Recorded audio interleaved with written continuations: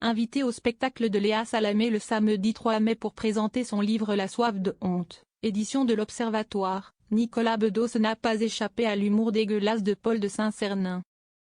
Assis comme à son habitude dans la salle, l'humoriste a annoncé que l'intégralité des bénéfices de la vente de ce livre sera reversée à l'association des victimes. Une annonce qui a fait se retourner Nicolas Bedos, qui n'était vraiment pas d'humeur à plaisanter. Et Paul de Saint-Cernin d'ajouter, sous les applaudissements du public, « Vous ne savez pas, si estime-moi qu'il aille décider ». Dans son livre, Nicolas Bedos revient sur son propre examen de conscience, commencé peu avant sa condamnation. Il a purgé 1 an de prison, dont 6 mois de surveillance électronique, des soins psychiatriques obligatoires et un casier judiciaire. La peine n'était pas une plaisanterie, pas plus que les événements qui ont conduit à sa condamnation, et Nicolas Bedos le dit clairement. Ce dont nous parlons est grave, a réagi le cinéaste. Paul de Saint-Cernin lui répond aussitôt, « Oui, mais si est une façon de vous montrer que le consentement est important.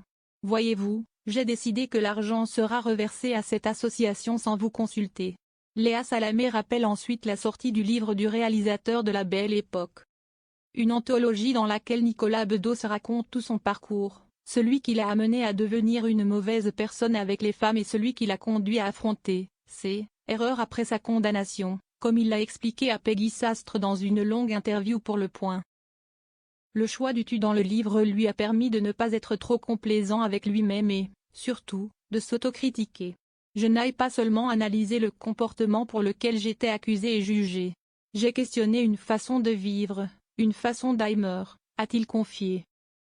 Le réalisateur avoue avoir intériorisé la croyance que tout était amusant et réciproque lors des moments d'ivresse auxquels il s'adonnait depuis la fin de son adolescence.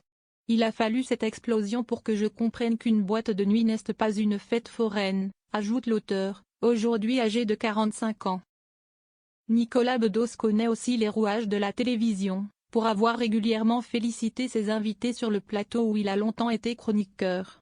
Il ne devrait donc pas en vouloir à Paul de Saint-Cernin.